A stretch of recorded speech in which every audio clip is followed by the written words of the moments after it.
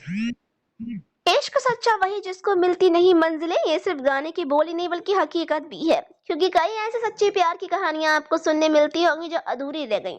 कुछ ऐसी कहानी रही बॉलीवुड के दिग्गज अभिनेता दिलीप कुमार और अपने जमाने की सबसे मशहूर अभिनेत्री और खूबसूरत अभिनेत्री मधुबाला की। कहा जाता है कि ये दोनों एक दूसरे से बेइंतहा मोहब्बत करते थे। दोनों का प्यार इतना सच्चा था कि मोहब्बत के गलियारों में आज भी दोनों की इश्क की चर्चाएं होती हैं। हालांकि दोनों के प्यार को कभी मंजिल ना मिल सकी, इस वैलेंटाइंस डे वीक में हम आपको लव स्टोरी की शुरुआत लाते हैं। भाई हम आपको अपनी खास सीरीज अधूरे ख्वाब में बताते हैं कि दिलीप साहब और मधुबाला के प्यार की दास्तां, वो दास्तां जो भले ही मुकम्मल ना हो सकी लेकिन उसके किस्से आज भी अमर हैं। और जब जब इश्क की कहानियां सुनाई जाती हैं तो उसमें दिलीप कुमार और मधुबाला की कहानी का नाम सबसे ऊपर होता है। भाई दोनों के प्यार की शुरुआत साल 1951 में आई फिल्म तराना के सेट से हुई। इस फिल्म ने दिलीप कुमार और मधुबाला पहली बार साथ में नजर आए। कहा जाता है कि मधुबाला ने जब पहली बार दिलीप साहब को देखा तो वो उनके प्यार में गिरफ्तार हो चुकी थी। जिस अभिनेत्री की खूबसूरती की दुनिया दीवानी थी, उनका दिल दिलीप कुमार पे आया। अपने प्यार का इजहार करने के लिए मधुबाला ने अपनी एक मेकअप आर्टिस्ट के जरिए दिलीप साहब को लाल गुलाब के साथ एक खत भेजा जिसमें लिखा था, अगर आपको मुझसे प्यार है तो इस गुलाब को कबूल कीजिए। पर दिलीप साहब ने मधुबाला के प्यार को कबूल फरमाया और फिर यहीं से शुरुआत हुई। भाई खत्म होकर भी कभी खत्म ना होने वाली दास्तान इश्क।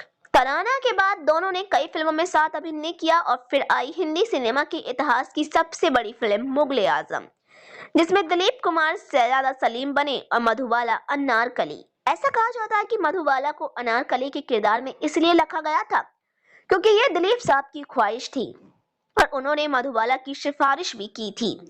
कहा जाता है कि फिल्म तराना के सेट से शुरू हुई मोहब्बत मुगले आजम के सेट पर परवान चढ़ी और फिल्म की शूटिंग खत्म होने होते दोनों के रास्ते भी अलग हो गए।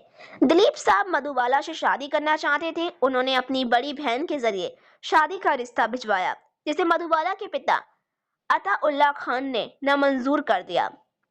पर अताउल्लाह खान के इस फैसले से दिलीप साहब के दिल पर चोट पहुंची।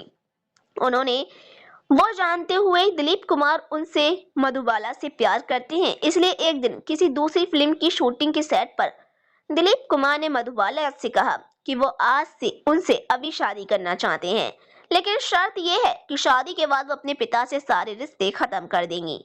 दिलीप साहब की ये बात सुनकर मधुबाला बिल्कुल चुप हो गई। हालांकि दिलीप कुमार मधुबाला का जवाब जानने के लिए उनसे पूछते ही रहे, तुम्हारी चुप्पी को मैं क्या समझूं, लेकिन मधुबाला खामोश नहीं। उनकी खामोशी देख दिलीप साहब वहां से ये कहकर चले गए कि अगर मैं एक बार गया तो दोबारा मुड़कर नहीं आऊंगा। फिर क्या था, यहीं से दोनों के रास्ते हमेशा हमेशा के लिए अलग हुए। साल 1957 में एक नया दौर नाम के डायरेक्टर B.R. चोपड़ा की फिल्म आई थी, जिसमें दिलीप कुमार के साथ अभिनेत्री वैजंती माला नजर आईं। वही वैजंती माला से पहले फिल्मों के लिए मधुबाला को कास्ट किया गया। B.R. चोपड़ा इस फिल्म की शूटिंग भोपाल में करना चाहते थे, लेकिन मधुबाला के पिता ने ये कहते हुए अपनी बेटी को भोपाल भेजने से मना कर दिया कि शूटिंग तो मुंबई में ही हो सकती है। जिसके बाद B.R. चोपड़ा ने मधुबाला को फिल्म से बाहर कर दिया। B.R. चोपड़ा के इस फैसले के बाद अताउल्लाह खान ने उन पर केस कर दिया, तो फिर B.R. चोपड़ा ने भी अपना एडवांस अमाउंट वापस मांगा। इस तरीके से मामला कोर्ट तक पहुंचा, जहां मधुबाला और दिलीप साहब एक बार फिर आमने सामने आए। इस मामले में दिलीप साहब ने फिल्म डायरेक्टर का नाम दिया, जिस पर मधुबाला ने कहा कि उन्हें भरोसा नहीं होता कि ये शख्स कभी उनसे बेइंतहा मोहब्बत करता था। वहीं कोर्ट में B.R. चोपड़ा का पक्ष रखते हुए दिलीप साहब ने मधुबाला के लिए अपने प्यार की गवाही भी दे दी। बताया जाता है कि भरी अदालत में उन्होंने कहा था, योर ऑनर, मैं इस औरत से मोहब्बत करता हूँ और अपनी जिंदगी के आखिरी सांस तक करता रहूंगा। दोनों के रास्ते अलग हो चुके थे, लेकिन मुगले आजम की शूटिंग अभी बाकी थी। दोनों ने फिल्म को पूरा किया और फिल्म साल 1960 में रिलीज हुई, जिसमें सलीम और अनारकली की जोड़ी को लोगों ने काफी पसंद किया। भाई बहरहाल दोनों कभी कभी अपनी अपनी जिंदगी में आगे बढ़े। मधुबाला ने किशोर कुमार से शादी की और दिलीप कुमार ने सायरा बानो से। दोनों के रास्ते भले ही जुदा थे, लेकिन दिलीप के दिल में मधुबाला और मधुबाला के दिल में दिलीप साहब ही थे। दोनों के बीच इस कदर मोहब्बत थी कि दोनों कभी एक दूसरे को भुला नहीं सके। एक समय ऐसा भी आया जब मधुबाला काफी ज्यादा बीमार रहने लगी। वो दिलीप कुमार को याद करती और दिलीप कुमार भी अक्सर उनसे मुलाकात करने जाया करते थे।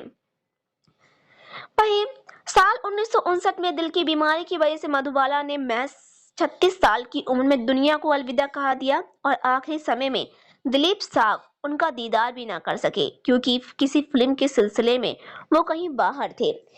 मधुबाला की मौत की खबर सुनकर जब दिलीप कुमार साहब वापस लौटे तो वो सीधा उनकी कब्र पर गए। उन्होंने दुआ मांगी और मधुबाला के साथ गुजारे गए हसीन पलों को याद किया। आज दिलीप साहब भी इस दुनिया में नहीं है, लेकिन उनकी और मधुबाला के प्यार के किस्से लोगों के दिलों में आज भी जिंदा हैं। तो दोस्तों, कैसी लगी आपको अपडेट कमेंट करके जरूर बताएं। मिलूंगी आपसे नेक्स्ट वीडियो में एक नई वीडियो के साथ।